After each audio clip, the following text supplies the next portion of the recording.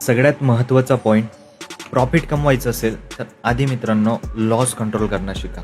Example, तुमचं account $2000 आहे, तर त्या $2000ला प्रत्येक ट्रेडमध्ये तुम्ही 1 ते 2% रिस्क कंटिन्यू करा.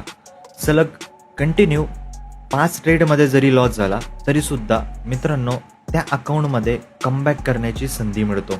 पण जर एका ट्रेडमध्ये 10% रिस्क जर घेतली, चुकीच्या डिसिजनमुळे अकाउंट हे ड्रॉडाऊनमध्ये जातात.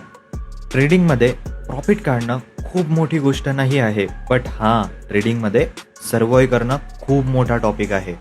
ट्रेडिंगमध्ये मोस्ट इम्पॉर्टंट पॉईंट आहे सर्वाईव्ह करणं, सेकंड प्रॉफिट रिस्क कंट्रोल करणं, तरच लॉंग टर्ममध्ये आपण कन्सिस्टन्सी प्राप्त करू शकतो. ही रील्स सेव्ह करा आणि तुम्ही खरंच रिस्क कंट्रोल कंटिन्यू करत असेल तर कमेंट सेक्शनमध्ये सेफ मेसेज नक्की लिहा. भेटूया नेक्स्ट व्हिडिओमध्ये.